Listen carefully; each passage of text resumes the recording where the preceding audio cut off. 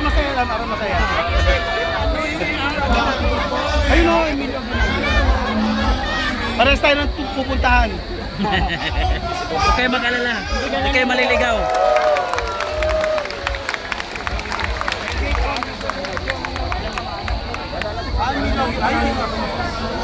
Madami si Moises o. Hindi natin dada.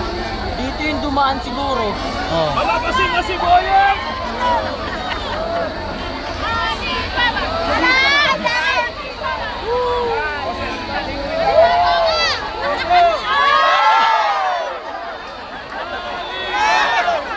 Hoy, lakas-lakasan mo naman! Sardinas naman ni Manunyo!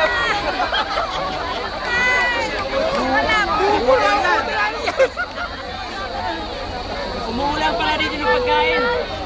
Ayan na, pupunta na daw mga Muslim dito. Baba na sa bibin.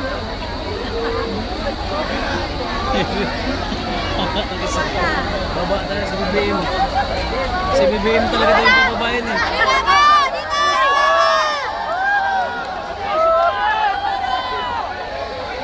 Lugaw naman! Hindi na mabuksan yung bus eh. Lugaw naman! Nandiyan ko, dapat inudog yun. Wala yatang manunod. Kuya, sigurado yung buksan na kasi. Pag may bubato ng dito. Hindi pa daw nahuli yung manok eh. Sino yan? Ay, di Pinsur.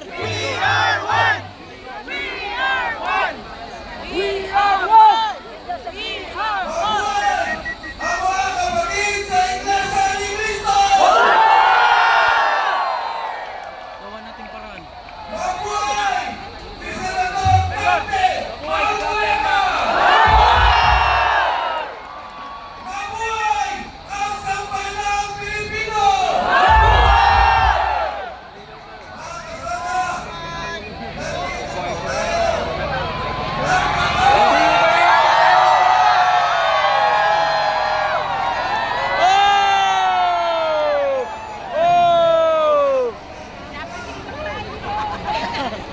Putang inang mo. Pag-isip na yan, baka naglagan pa tayo ng... Bigla ko nabibitawan mo.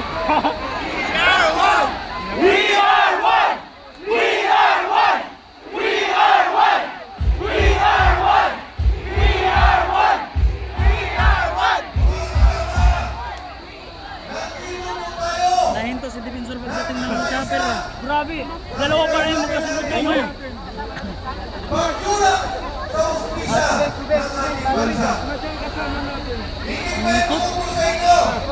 Umikot. Umikot. Isipin nyo mga kasama, ang dami, Parang si Mike Defensor at hinahanap pa. sabi niya 67, anin na pito na contractors. May tinatawag ba?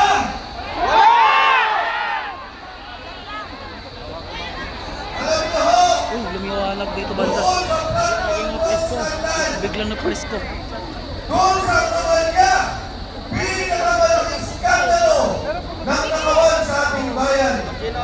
At may kaso, anin lamang. Umikot na. Yeah, gusto na! Doon sa anin na may kaso, dalawa, Yeah, binigyan basura. ng magiging state Yung gamit ang padala sa kwan. Taga yung pong libre daw. at si Joseph Bernardo ng DPWH. Walang Dalawang senador, pinasuhan. Si Bong Revilla at hindi sumama. Nanindigan Mamaya, babalik na ang ako. nila Dito si sa Tito mulo. Estrada. Alam niyo ho, ilan na ang may kaso doon sa mga galit, sumisigaw sa tunay na hustisya, sumisigaw sa nakawan dito sa ating bansa. Kasama na si I.T. Marcos at may kaso na ho, humigit 40. Ano po ang ibig kong sabihin? Abot pala oh. Ang diferensya ng diktatorya sa demokrasya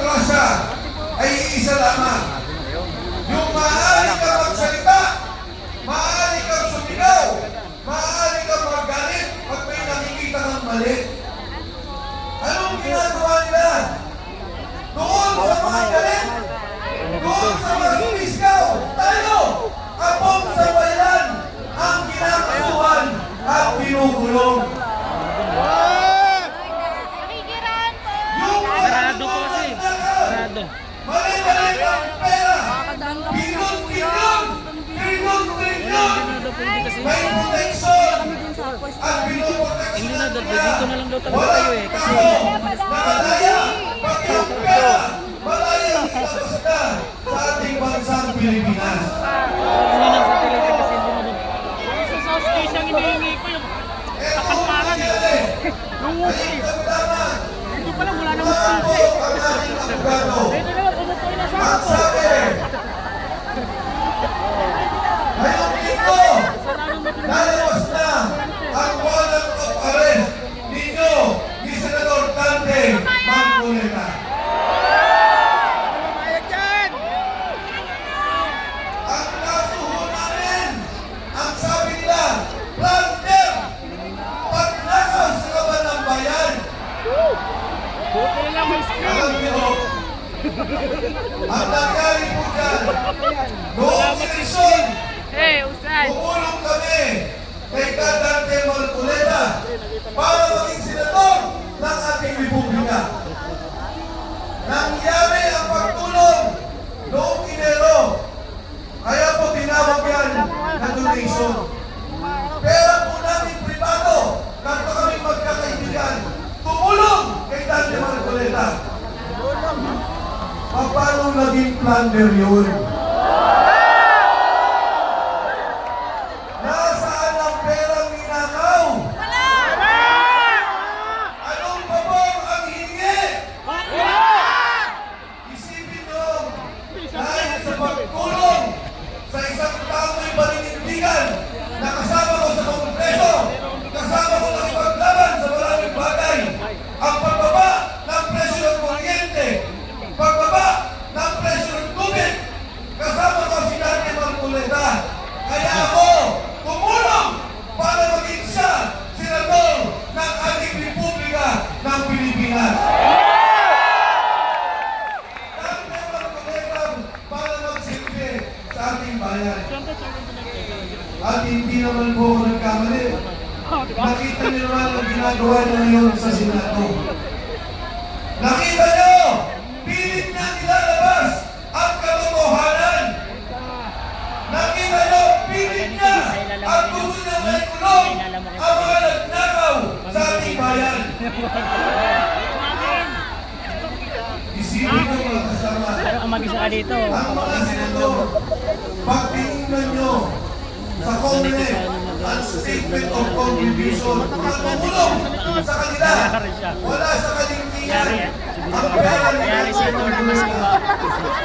Masiba yun eh. ang ginastos ng panya. Wala sa kaligtingan ng pera na ginastos nila ang tumulong sa kanila. Bakit? Yung ibang senador na daang milyon, hindi mo imbestigahan. Eleksyon din naman! Pulong din naman! Eleksyon din naman! Pero bakit si Dante Marcoleta? Bakit si Dante Bensor? Gusto niyong ikulong? Para tumahimik? Wala na magsalita sa nakawan sa ating bansa at kalimutan na ang flood control scandal. Parehong kaso. Ayoko lang banggitin ang mga pangalan ng mga senador dahil kaibigan ko rin naman. Banggitin mo na. Pero Si Soto. pareho. Banggitin mo na. Si Soto. Si Lacson. Bakit tumulong sa kanila? Kami na magbabanggit. Kay Ikaw na Dante yung lagi nila Marcoleta, binabanggit eh. hindi ka Si pwedeng Soto. Si tumulong. Lacson. Sila hindi nila At alam naman ng lahat na Congressman, magmula binabanggit talaga nila eh. Apari hanggang hulo, ang tunay na tumulong kay Dante Marcoleta ay ang mga kapatid sa Iglesia ni Cristo.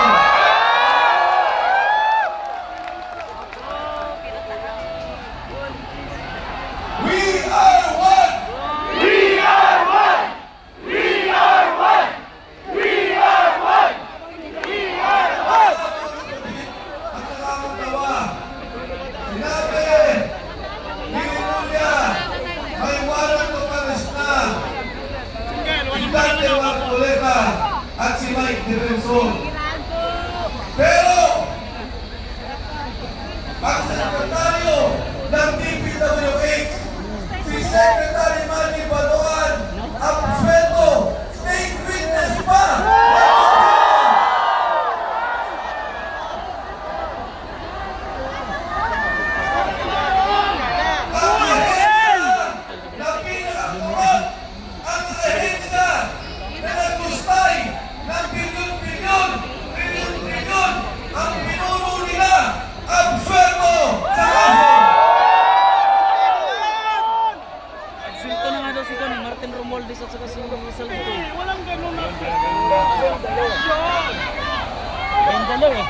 kulong, hindi absulto, kulong.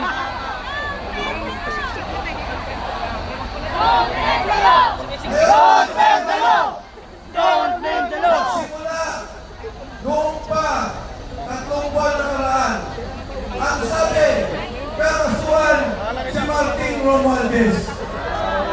Absulto na eh. Absulto naman sa ombudsman. Ang sabi ko isa, nagdadala sila 3 beses sa linggo. Malay-malay ang pera, 1 bilyon kada delivery sa bahay ni Martin Romualdez.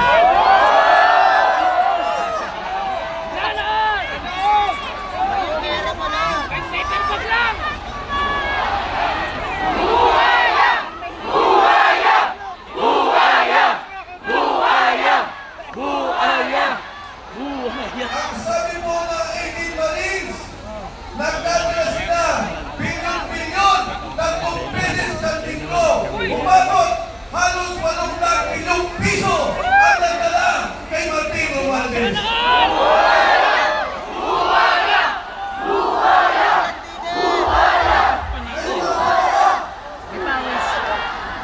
May kinulong ba?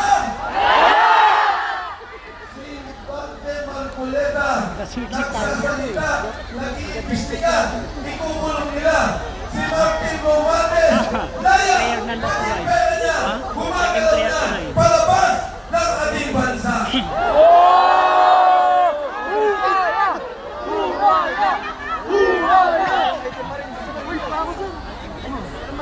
Yung mga sinabi yung senador, Senador Joel Villanueva, Senador Isis Cordero,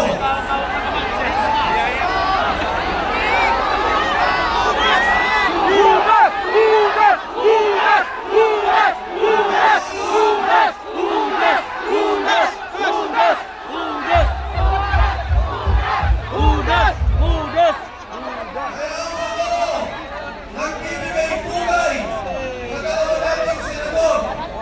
Ang una, Senador Bato de la Rosa. Pumunta sa Senado kahit mapapahamak ang kanyang sarili. Alam niya na ilalabas siya ng ating bansa katulad ng ginawa kay Pangulong Duterte. Pero bagkus, pumunta pa rin sa Senado para bumoto sa pagbabago sa liderato ng Senado. Ang pangalawa, Jinggoy Estrada, na ngayon nakakulong dahil nagsabi na naninindigan ako sa liderato ni Cayetano at sa liderato ni Dante Marcoleta para sa Blue Ribbon Committee. Kaya mga kasama, yung away sa Senado, hindi po yan impeachment. Wala akong sinanggilan. Hindi po yan away lamang na pagpapalit ng saligang batas. Ang katotohanan, gusto niyang tanggalin si Dante Marcoleta sa Blue Ribbon Committee. Dahil siya ang tunay na nag-iimbestiga.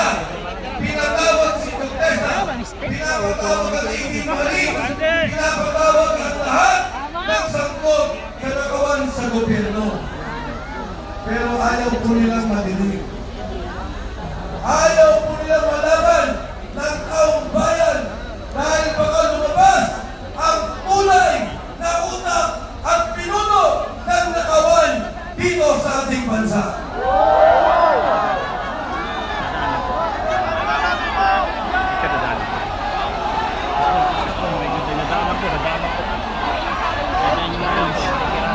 Mga kasama, Ano nyo muna yung Marines? ang ginagawa na investigasyon ng ating Senador Marcoleta at ang mga kasama na sa Meloria, napakalaga sa ating buhay. Napakalaga sa ating kinabukasan. Alam niyo ba, 60 bilyon, 60 bilyon ang kinuha sa PhilHealth at inilagay sa flood control. Kaya po, pag nasa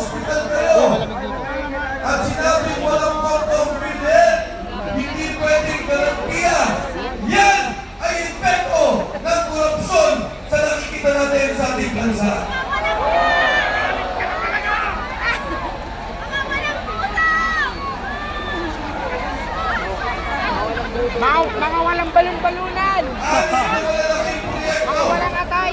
Isa na lang ang mapapiling ko sa inyo. Yung Metro Manila Subway. Alam niyo ba, 2028, dapat meron tayong Hong Kong. Dapat meron tayong Japan. May subway na namadaan dito sa Metro Manila. Pero ang pondo, kinuha nila. Inilipat sa flood control. Kaya ngayon, 2034 na, bilhin na proyekto dahil sa nakawan na ginawa nila dito sa sambayanan natin.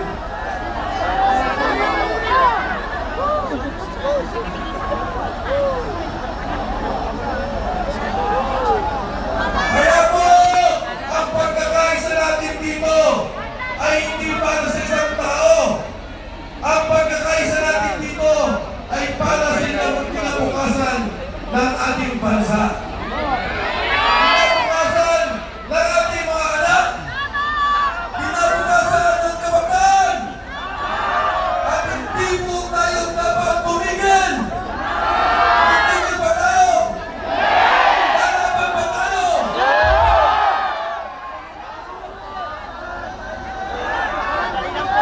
We are one!